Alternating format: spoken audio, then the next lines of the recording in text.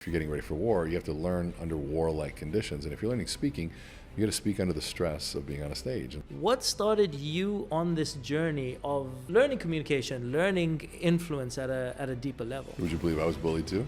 I didn't have the words to communicate this. And I remember the pain of that. How can someone show that they care?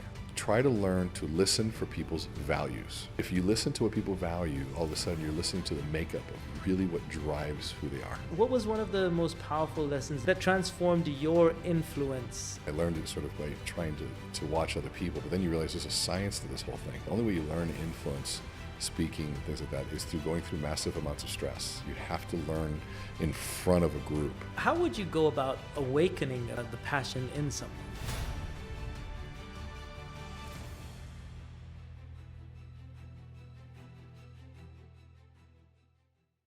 Welcome to another episode of In the Arena with Dariush Soudi. And no, I'm not Dariush with a tan. My name is Muneer. Today, we have the coach of coaches, a master of influence, of persuasion, and of stage presence and communication.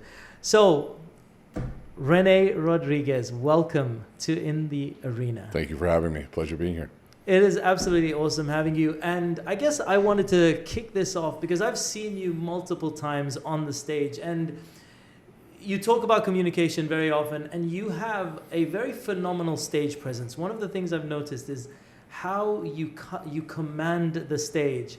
And so I wanted to kick off by just asking you about what are some of your tips for commanding the stage? You know, what's interesting is I get that comment a lot, and it was never something that was intentional. But I think I go back to there's different people, different personas, if you will, on stage. Yeah. And to me, you know, there's people that are loud, they scream, they take up space, and they become very different. And for me, I never wanted to be much different than I was on stage than I was in person. Yeah. And you know, that doesn't mean you don't have to raise your energy. And sometimes you have to be as big as the room. If you got 7,000 people in the room, you have to have a little bit bigger presence. Yes. But I didn't want too much of a range. I wanted to. You see me on stage, you meet me off stage. It's somewhat similar. Yeah. Maybe the volume is different, but I think that I tell people, if you want to set the tone in a room, you have to first set the tone inside yourself. If you are tense, you're going to create tension in the room. Yes. It's no different than if you have a dog and you're tense, that tension passes from the leash to the dog, from yourself to your kids. I think it's from me to the audience. And so if there's a calm and an understanding of what's going on, then I think that will come through. Yeah. Now, there are body language things that are standard, where you stand, where your chest is, where your toes are pointed, where you place your hands. Yeah. All of those things definitely contribute to the aesthetic of presence. Gotcha. Now, you speak of creating that calm, but I know that a lot of speakers, or a lot of want-to-be speakers, that's the thing that they lack. That's the thing that they would like to create. And you definitely have a very calm presence. What are some of the, what would you recommend someone do that is nervous, that is experiencing anxiety before they go on stage? Well, I think that the stage, by definition, carries with it the need to be impressive. It just, nobody wants to be on stage and not be impressive. And so that starts to begin or build a pressure that is self-imposed of wanting to impress an audience. Yeah. The moment that happens, you've lost sight of the audience value. It's become a very selfish moment. I want to be seen as good. Yes.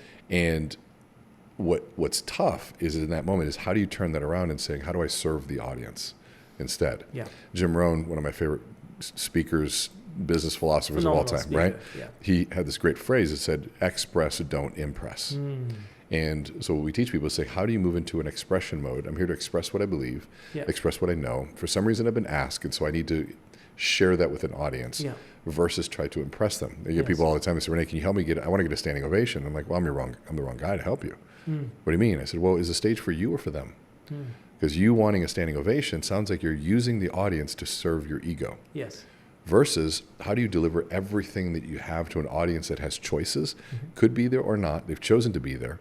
Yeah. So what if you serve them to their fullest, and at the end you may trigger something. Now, are there ways to manufacture standing ovation? Yes, you can do things to sort of create an apex of the presentation, but I think you do that for an audience value versus your own self-serving need. And when you talk about, for example, someone wanting to impress an audience, and I think, I don't know, I know that you talk a lot about the neuroscience of it. Being uptime, so being out there with the audience versus being in your head. And I think a lot of people that are trying to impress an audience are in their head thinking versus being out there with people. What would you, how would you recommend someone get out of their head thinking of the content or thinking of impressing people to being present, being with the person? Well, I think there's a couple of things. One, obviously, there's some basics. Practice. You have to know your material. And so, you know, you speak all the time, I speak all the time. So there's a comfort in the repetition. That there's a real value in experience. The second is, I think getting... Competence equals confidence. Yes. I know what I'm talking about. And that comes with staying in a lane that you occupy. I think some people are trying to play a role that they're not. And in that, there's an imposter feeling that comes with it, and the audience feels it. You know, it's some, you know, an obvious thing would be, you know, me doing a workshop on how to grow hair. I probably shouldn't do that, right? Or, you know, a personal trainer who's overweight, a financial advisor who's broke. And, you know, if you're a financial advisor and you're talking about wealth strategies, but you're struggling at home, your message shouldn't be around the success around it. Your message should be that I'm in the game figuring this out as well. And that's an authentic message there. But being authentic is scary. But at the same time, it's the most beautiful gift that you can give an audience of saying, here's what I'm actually going through. And so I think for me, moving away from the impression into the expression is probably one of the fastest ways to be able to do that. Okay. And you've talked about authentic message. And I've seen you speak a number of times, and you talk about the power of story and an origin story. Can you, what tips would you have for someone creating their story or telling their story, not creating because it's their story. Exactly, they've already got it. For telling their story in a way that's not just authentic, but brings out the right emotional triggers. Well, I think first is to decipher what a good storyteller is versus somebody who loves to tell stories. And there's a really big difference between those two. So somebody who's a really good storyteller understands the purpose of story. They use the story to deliver a message of value, a moral, a lesson, a payoff. I sit through the ups and the downs of the story at the end so I get something. Versus somebody who loves to tell stories is somebody who just uses our time so they can tell us a story. So in essence, that person is serving themselves instead of the audience. I wanted the audience to know this versus the audience is wanting to learn a lesson. Let me use the story as a vehicle to bridge me to you, open your heart, so that I can give you the lesson.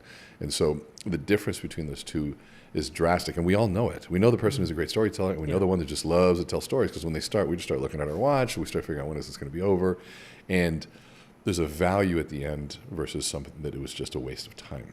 And so and you nailed it. You said creating. You go, no, hold on a second. We don't create it. It already exists. So it's almost an excavation process. And so how do you excavate the story that already exists? You don't look forward for the why. You don't look forward for the origin. You turn around and you look back. And we have a methodology that I call breadcrumbing. And so I go, okay, if I say, what's your origin story? No, most people won't know what that means. But if I say, tell me 3 words that make you unique. And, you know, like, we'll just do it real quick. Well, tell me 3 words that make you unique. And don't overthink it, because you're a marketer too. I would say just. I was going to go started from the bottom, and I was like, that's all the words. Just give me 3 words. Like fun, energetic, and tailored. Okay, fun, energetic, and tailored. Do you mean tailored as in? As in, well, when I speak to an audience, I like to tailor my message to the audience. Would you say that you care about your audience? Deeply. I would say that the underlying value to that would be care, right? So you're fun, energetic, and caring to really serve a need. Okay, so, all right. So now, would you say that those reflect your personal values in some way? Yes. Wonderful. Yes. So that's the key, is a backdoor approach to identify some values. And so then once I've identified values, I can use science to go even further back to say those values are formulated in the brain between the ages of 9 to 13. And so now I can take a current situation And then I can draw a line back to this really critical time period in the brain of 9 to 13 that created these values. Because you've been fun, energetic, and a caring person for most of your life. So then I want to know who was around and what happened. And that'll trigger one of two types of stories. Either a lighthouse story, that somebody was a beacon of light in a certain area, or a foghorn story where the person was the warning sign of who you didn't want to be. Yes. And so there was a negative influence, positive influence. So pick one of the words. What's a word that, of those three, which one means something to you right now? Caring. Caring. Okay, so go back to between ages 9 to 13. Who was in your life that represented caring, and were they a lighthouse or were they a foghorn? I think there was a foghorn. There's definitely. I think for me, the reason I went down this path was because of being bullied and all those things, and then I really wanted to learn influence and communication. And so tell me, who was the person? We're not naming any names, but yeah, there's kids at school. So there was this particular kid. So what I want you to do is start with, I remember when, and tell me a story about there was this one individual, and I want you to get the story. Yeah, well, okay. So, and I don't want to put you on the spot, but here's the beautiful thing. Yeah. I guarantee if we were to have your audience raise your hand, how many of them were bullied? Yeah. And so the moment you start sharing your bullying story, every one of us, we are putting ourselves in your shoes. And that's the inevitable fact of storytelling, is that when you speak and tell story, it's not your story anymore. I'm the main character. Yeah. So try it. Tell us a story. I remember when. Yeah, so I remember when I was sitting in class. I was a very big people pleaser and doing homework for someone, a girl at school. And one of the bullies came to me one day and was just like, man, like you think everyone likes you, and just like started pushing me around. And he's like, listen, like nobody likes you. You can't communicate, like all these things. And in that day, I don't know what happened. I got the courage together. I stood up and I mustered whatever courage I had, and I punched the guy, and I had stood up to him, and I lost that fight really badly. I got beaten up that day. Got really beaten up, but never got bullied again, funnily enough, and just because I stood up for myself. Isn't that so? I mean, I go back to the moments when you were saying that, of those times where somebody bullied me. So now this is the crazy part about storytelling, is that it's difficult to share a moment that is profound for you, but it is profound for the listener because they're going, wow. And from a neurological perspective, when you tell bullet points, it triggers two tiny little parts in the brain called Broca's area and Wernicke's area. And so I tell bullets in just a little book, and all those two little areas, all they do is light up to say, I understand what you said. Yes. And that's it. You tell a story, your brain lights up like a Christmas tree, but so does mine, in the exact same way. Yes. And so what's happening in that moment is called neural coupling, where our brains, in essence, become a couple, and they synchronize together. And what the outcome of neural coupling is rapport. Yeah. And so now that I'm thinking about the story, the listener right now is thinking about the time they were bullied.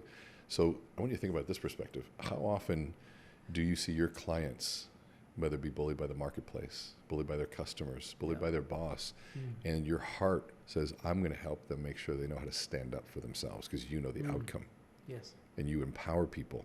And I'm guessing that you empower people through the power of their voice, teaching them influence so that they never find themselves in that scenario that you find yourself in. Would that be true? Yes, 100%. And so now we uncover this origin of what created this amazing presence of Muneer. Yeah. And we go back and tell that story, and now you're not just a speaker anymore. You're this kid who was bullied, and you stood up, even though you got beat up, right? Because we're all going to get beat up. Yeah. But you still put an end to an oppressive behavior, and now you teach people how to do the same thing. And I like how you explain the difference and the neuroscience behind bullet points versus stories, because some people may know stories are 22 times more memorable than facts, but I love how you kind of explain that neuroscience behind it. Now I've shared my story, but I think we'd be curious to know what started you on this journey of learning communication, learning influence at a deeper level. Would you believe I was bullied too? I would. Yeah.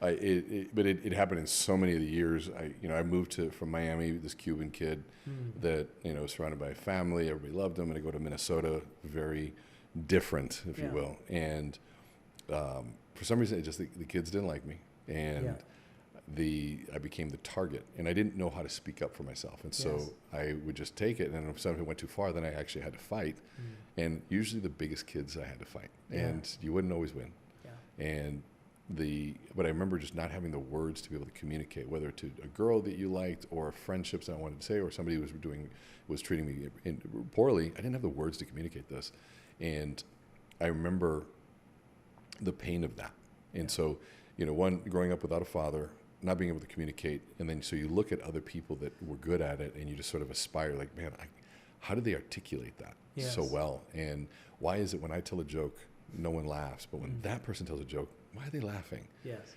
And it was a major frustration. It was a point of sadness. It was a point of pain. It was a point of, like, it didn't make any sense. It didn't feel fair. And as you grew older, you realize, I got into selling at age 18. I got cut from my basketball team. And I was told by a mentor, he was asking me about basketball. And I said, I don't want to know about basketball, but I don't want to talk about basketball, but tell me what he was a CEO of a very large organization. What do I have to do right now to be in your shoes when I get older?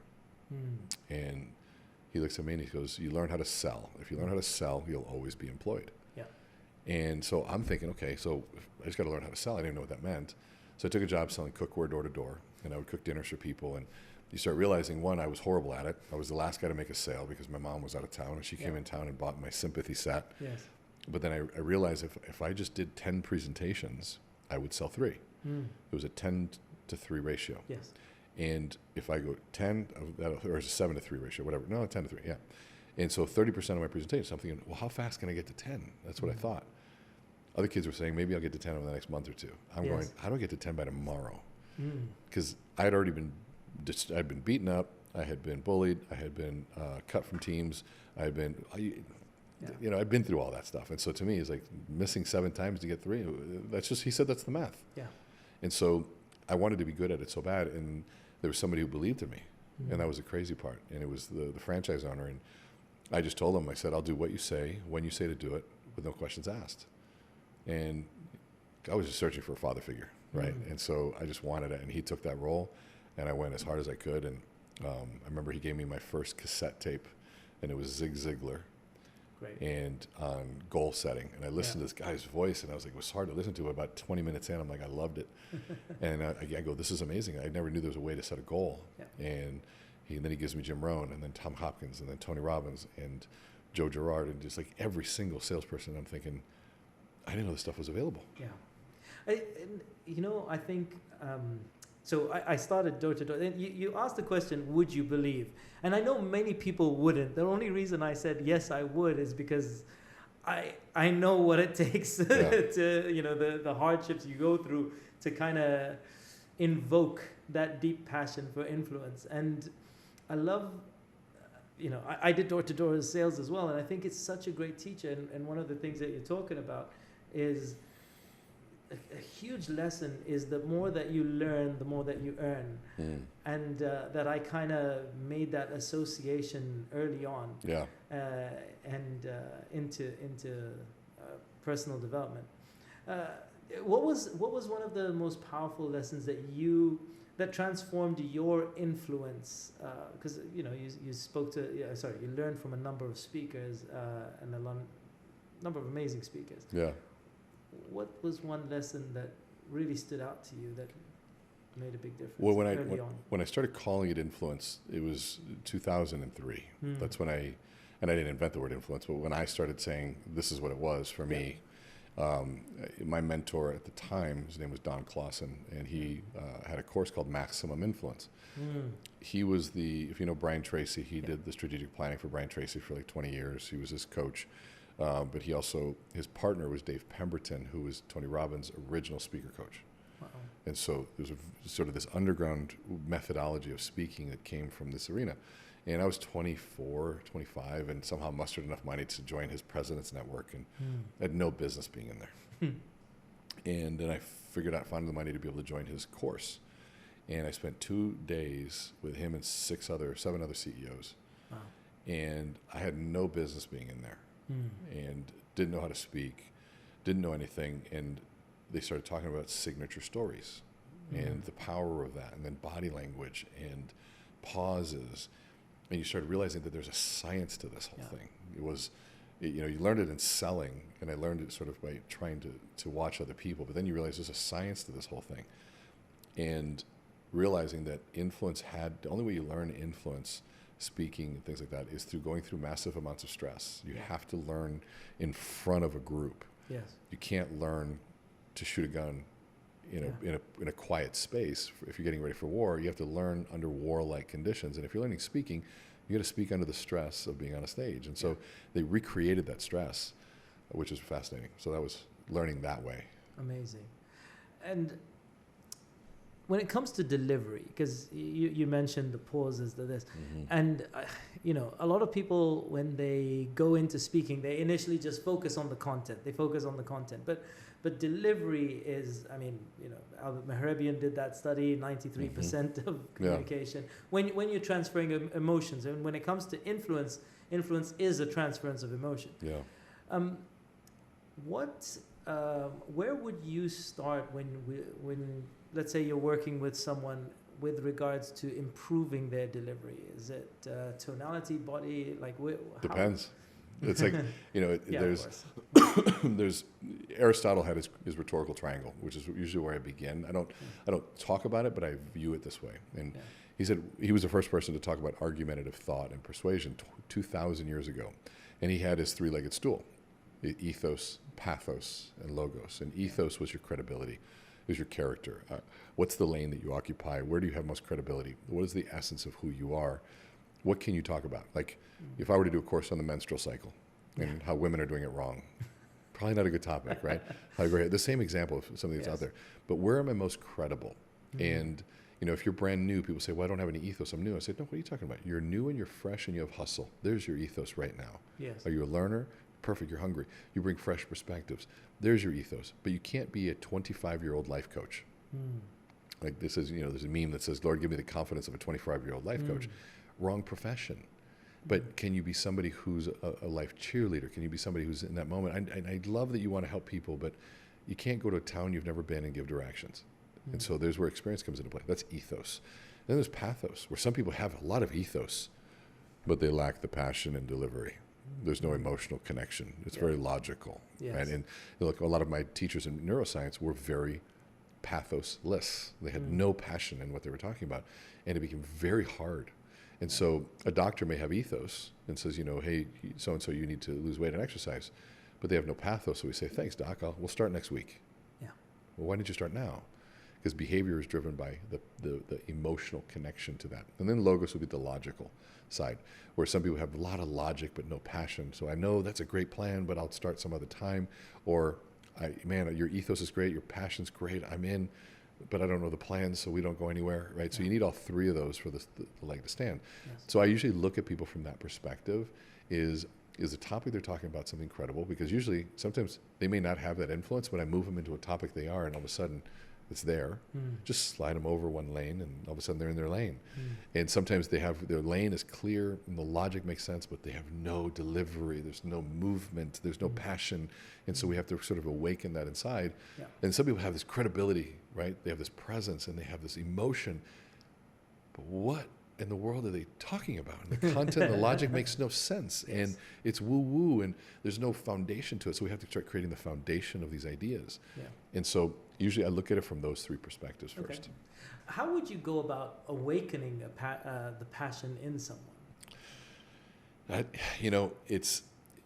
Here's the funny thing, is it's kind of on a sliding scale. So if you have somebody who is passive and quiet and stoic, you only need an ounce of passion from them for it to be very potent. Yeah. You're not going to get that person to go off the walls and be, like you you just elude this pathos, right? Which is what makes you so likable. And you have this just great energy. The smile, you can see them across the room. You're a perfect MC, right? Because you pass that energy from you to the audience, and then the person comes on stage. The person speaking feels like $1 million. The audience feels lucky that whoever this next person is, like you can infuse that. We're not going to make him a Muneer, but I might give a drop of it. But I promise you this. If you get mad even just a little bit, I bet you that carries more weight than someone that's mad all the time. It's the contrast that's powerful, right? And so it's not the person that's mad all the time gets mad again, and we're just like, eh. Yeah. But the person who's never mad gets just an ounce of anger. It can stop you in your tracks. The parent that never speaks that speaks. Yes. Right? So it's the contrast. And so to me, somebody who has none, I just need an ounce of it. And that's enough usually to kind of kick that forward. I've watched a number of your videos, and you talk about how to be memorable. And I like the example of answering a bad question with a story to be memorable. Maybe let's start there, and let's talk about that real quick, and then I'd like to move on to something else. But let's talk about answering favorite bad color question. About the color, because I know that's I love that talk. That video has gone so viral, and now on my posts I get people say, "What's your favorite color?" And so it's this. The whole idea behind the post, one, they took it out of context, but it's still, the point is still clear. And I explain it at the end, but most people don't watch till the end, so it's there. But somebody asked me, what's your favorite color? And it's, instead of, if you say blue or brown, when they say, ask me my favorite color, and I say, well, I was born in Miami, Florida. And I moved to Minnesota when I was 7 years old and lived half-time Miami, half-time Minnesota, so about 16, 17 years old, so I never felt at home. But when I was on a beach and I saw palm trees, I knew I was close to my friends, my food, my music, my culture, the things that made me happy. So palm trees are green, therefore my favorite color is green. Now, scientifically, if you look at what happened, it makes a lot of sense. Now, I was using a stupid question to show how to make a color more memorable. Yes. And of course, the internet loves its thing, saying how much I'm yapping, just answer the color, frustrated a lot of people. But I also know that people that get upset about that don't understand what it's like to have to communicate something without a frame. Yes. Because all I did was provide a frame prior to the answer. Yeah. And I was using color, that's just an illustration. I'm not saying people should answer it that way, but when we're talking about, so many of us have these rich answers we want to give, but we wait for good questions so we can give this rich answer. And I go, well, what if that question never comes your way? You have to learn how to give rich answers in the face of dumb questions. Yeah. And so even if you give me a bad question, like what's your favorite color, or how much does it cost? What's your hourly rate? What's your commission? All bad questions. How do I give a rich answer in the face of that? Yeah. Okay. And let's say you're on stage, I love that framework for being memorable, like making your message memorable to a question. What about on stage, like when you're communicating a message? Because a lot of people want to be memorable, or have their message be memorable. And we spoke about stories. Stories very, very memorable. How else can you get the points to be memorable when you're communicating on stage? Well, so you have to understand the mechanics of memory. So memory happens in the limbic system. That's the gateway to long-term memory. And Dr. John Rady, who's the head neurologist at Harvard, said that we don't remember what we calculate to be important. We remember what we feel to be important. And so if you want something memorable, it has to attach to feelings, principles, and values. Yeah. So where were you when 9/11 happened? Most people know exactly where they were. Yes. When, in the United States, when the space shuttle blew up. We remember where we were. Your first kiss. Like, these are things that are massively emotional. Yes. They triggered values. Like, there's so many things that happen that we know that we'll never forget that moment, because that moment, it's like your brain opens up and takes a burning image of everything that happened and puts it in the brain. They call it light bulb memory. And is it emotion plus information equals retention? Yeah. I would buy that. 100%. And so, but usually there's emotion, but then there's also a values that was violated or met in some way, shape, or form, right? Because emotions and values are very closely tied together. Yes. And so if a nation was shook over something, like most people were, in Venezuela will never forget what happened when their president was taken, right? And so, in Minnesota, it was George Floyd when that happened. There's so many things that are going on, and so when you go, okay, those are drastic examples. Yes.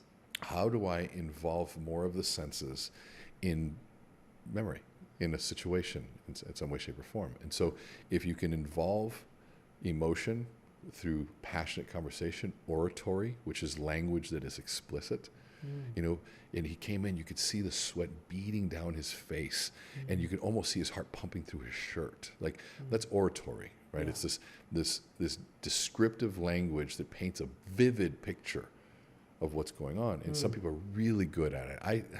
I'm okay at oratory. But some people are just, they're such great orators that they can paint exactly what's going on, and you can taste it almost with the words. That's a way to be memorable. But when you can, here's the other thing. I told 400 principals this. I said, how many of you can remember a teacher that dramatically affected your life? Yeah. But positively, right? Yes. And you can remember their name. How about somebody who negatively affected your life? Yeah. Yeah. So we remember both. Yes. And what's the common piece? If you cared about me, I remember you. Yeah. If you didn't care about me, I remember you. Yeah. If you were mediocre, you were forgotten forever. Nice. And so the word care is probably the way to be most memorable. And in the triune brain theory idea, the limbic system is where our values that gateway to long-term memory are. It asks this question of, do you care about me? And if I can show that I care, the long-term memory says, okay, this is important, and I'll hold on to it.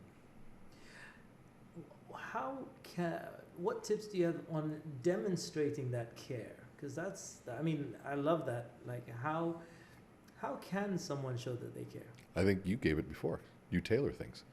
So to tailor something means you have to first listen to all of their needs first. Yes. You can't tailor without understanding. Yes. It's like, hey, I made you a tailored suit. Well, did you measure me? No. Of course. No, to tailor a suit, you have to take measurements. You have to ask color and what do you like and all this whole process. To tailor your message, you have to understand the business. And so one is, I think, listening is probably the biggest piece, is really, truly listening. But listening is like, first of all, most of us are not good listeners.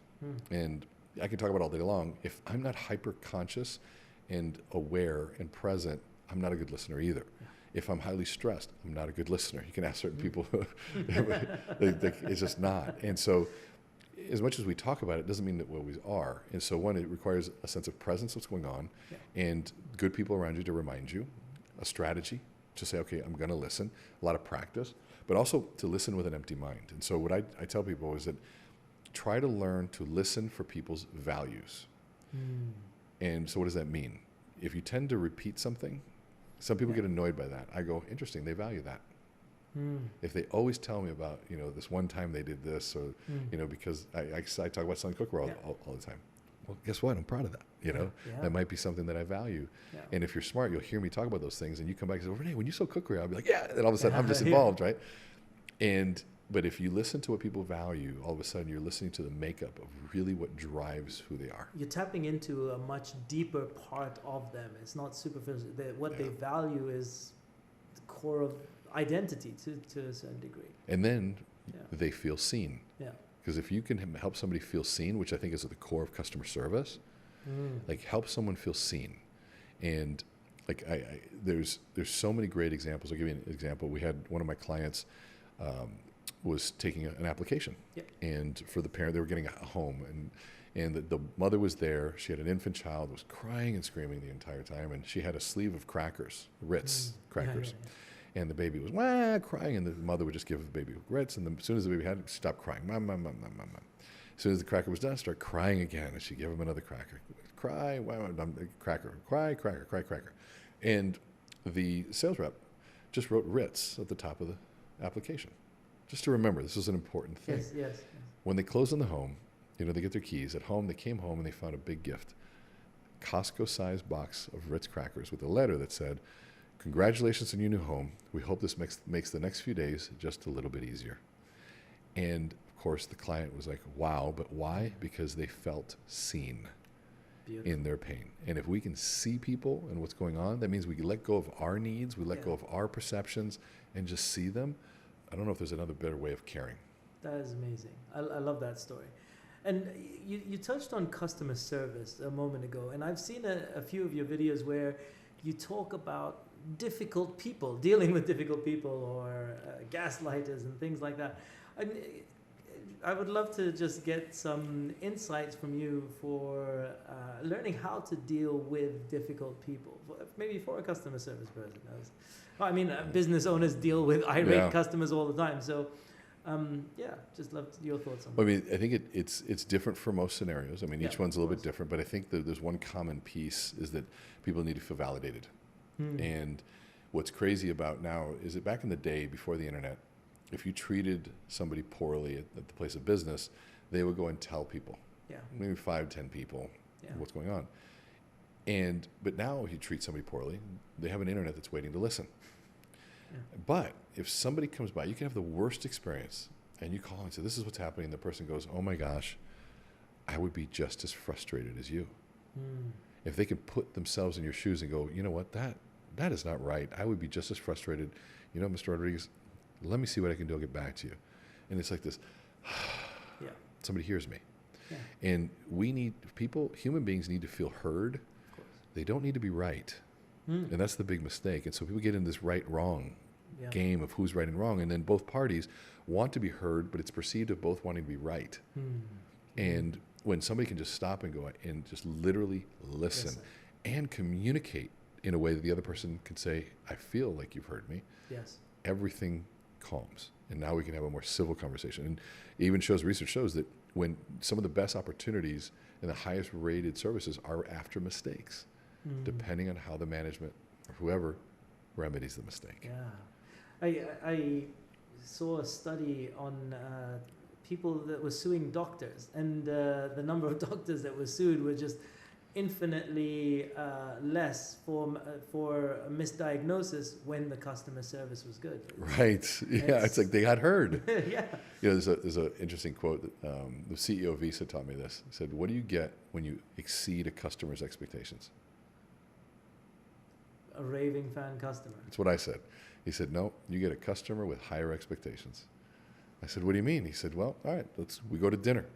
And we have a steak dinner. We order medium rare. Steak comes out, well done.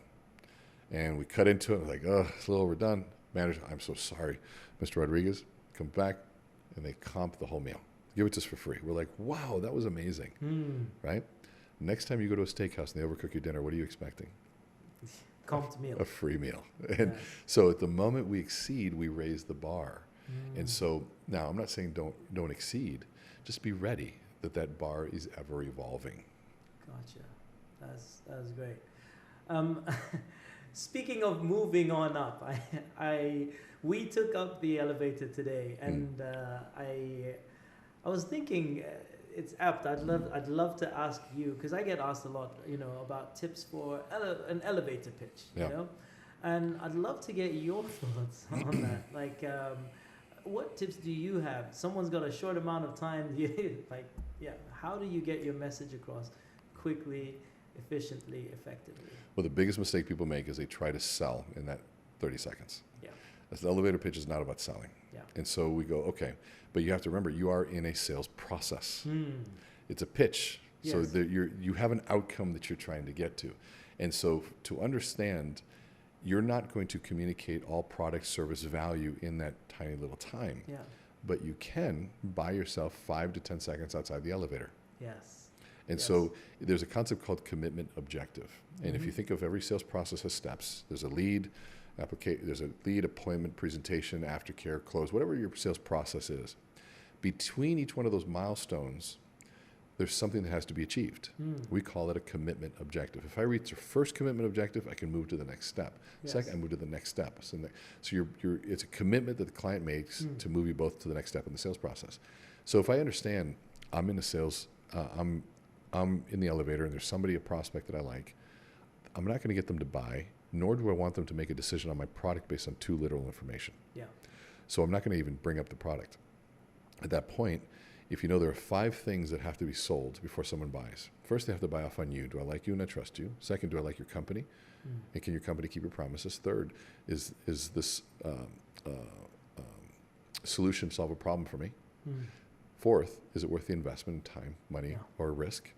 And last one, is now the time to buy? Or should I wait the market out? So those 5 have to be made. And so many people try to jump way out to number 4 and 5, 3, 4, and 5 before they even are liked and trusted. And so this first sale in that 30 seconds might be, do I like you and I trust you? Yes. And is there an energy there? Is there an intrigue of some sort? You know, somebody says, so what do you do? And now if I'm in a sales environment, I might just say something as well, 30 years of behavioral neuroscience. I wrote a book on the science of influence. I go, but what do you do? So maybe I can answer in a better context. And so then they go, they might say, well, I run a sales organization. I said, interesting. I said, yeah, I train salespeople all over the world. We help them understand the neuroscience of closing, presentation, and understanding. I mean, and I might even say, how's your CRM adoption? I'm sure it's through the roof. They go, no one's using it. I said, yeah, I know. So we help increase adoption by 50%, and usually in about 2 to 3 months. Wow. And they're like, I said, but tell me more. What kind of business are you in? And so I go right back to them. Great. Right?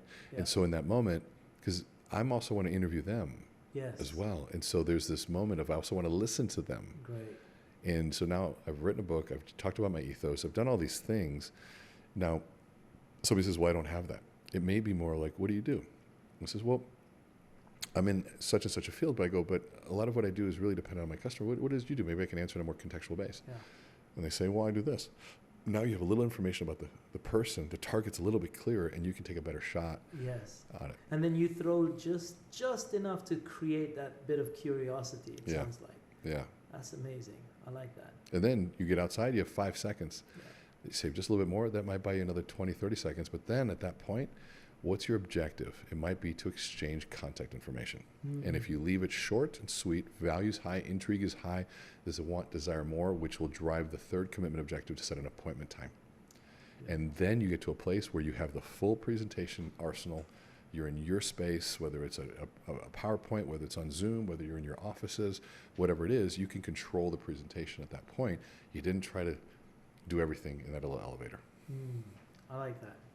Now, before I move to kind of our last question, I think I just want to say, Dariush will be back in the next couple of episodes. My final question is, the importance of I sometimes when I teach people, I talk about the law of primacy and recency, which is the first thing that you hear and the last thing that you hear. And a lot of speakers kind of end off, fizzle out at the end. Hey, any question? So I thought, what better way to end our interview than asking you about closing and tips for closing powerfully.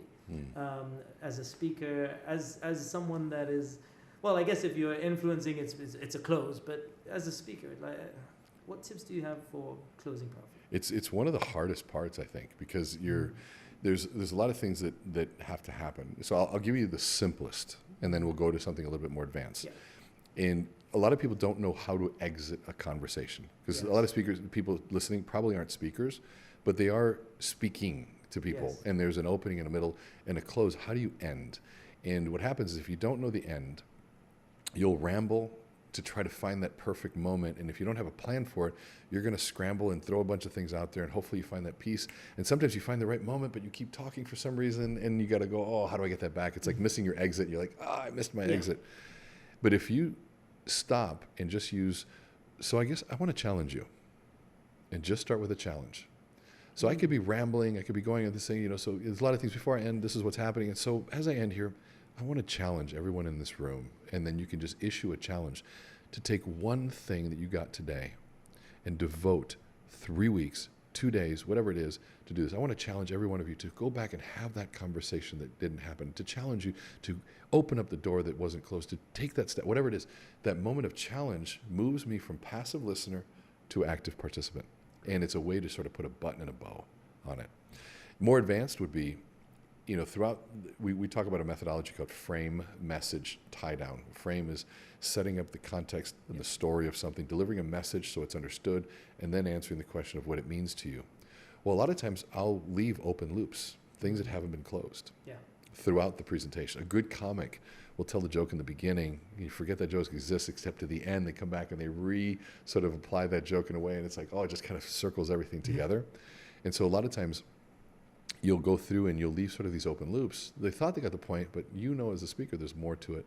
And then you just start sewing all the little pieces and stitching them together, and each one goes boom, oh wow, oh, and it just all just locks. Yes.